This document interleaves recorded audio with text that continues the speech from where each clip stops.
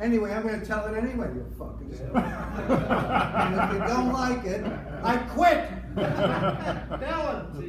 A mafia godfather finds out. A what? You don't like it? A mafia godfather finds out that his bookkeeper of 20 years, Guido, has cheated him out of $10 million.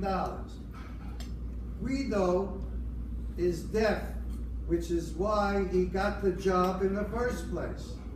The godfather assumed that since Guido could not hear anything, he could never testify in court.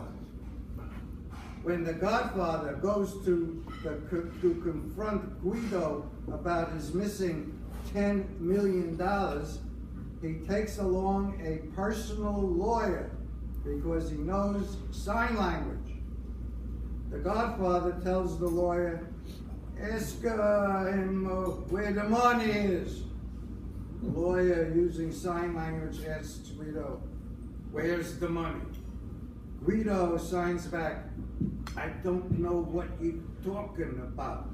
The lawyer tells the godfather, he says he doesn't know what you're talking about.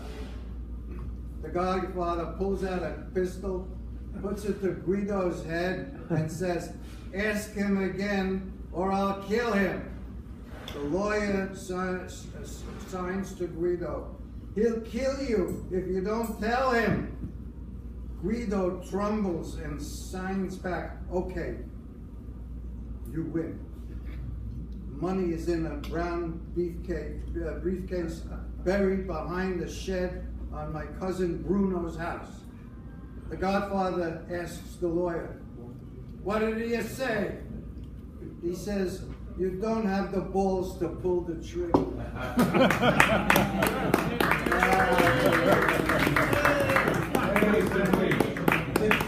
Did we take the vote on this guy yet? I want the vote. What did he say? Breakfast, the husband asked the wife, what would you do if I won the lottery? I'd take half and leave you. Great, he said. Here's $6. I won $12 yesterday.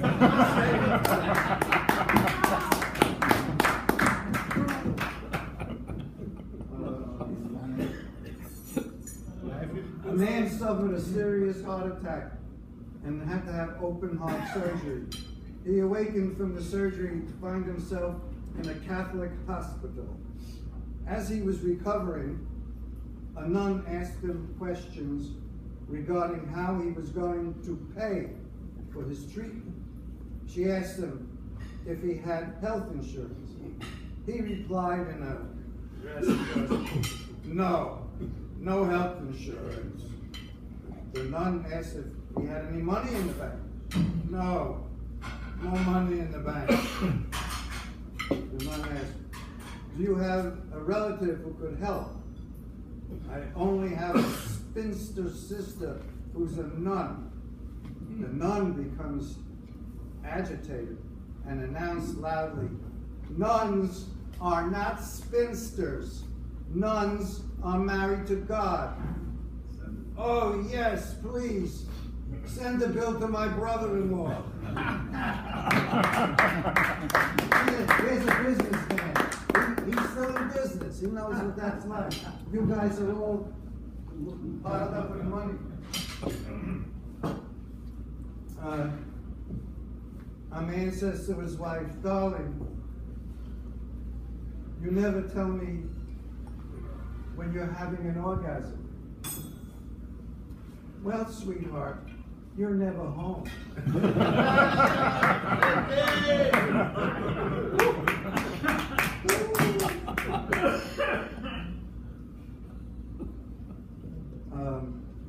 Just a couple making love in the living room. He says, you're dry tonight. She says, you're licking the rug. You like that shit? A the other hole. A women go, oh, you have that one you wanted to tell? No. He said the only you could get away with I it. know. Anyone else It's told not me? it, it's how you do it. Right, yeah, that's right. A woman goes to the hospital. What seems to be the problem? Asked the doctor. Something is terribly wrong. I keep finding postage stamps from Costa Rica in my vagina. The doctor says, I'll take a look. Those aren't postage stamps, my dear. They're stickers off your bananas.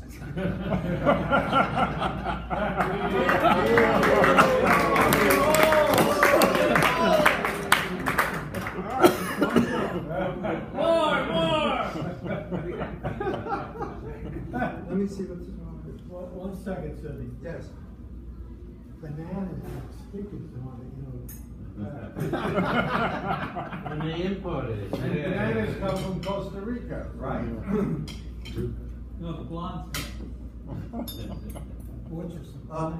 Padraig Flaherty came home drunk every evening toward 10. Now, the missus was never too happy about it. So one night, she hides in the cemetery and figures to scare the bejeebus out of there. As poor Pat wanders by, up from behind a tombstone, she jumps out in a Red Devil costume, screaming, Patrick, Sean Flaherty, sure, and you don't give up your drinking, and it's hell you'll take you to. Pat staggered back and demanded, who the hell are you? To that, the missus replied, I'm the devil, you damned old fool. Well, damn glad to meet you, sir. I happen to be married to your sister.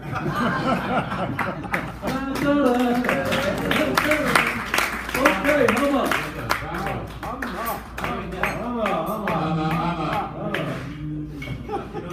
After the guy fucked up my whole thing. You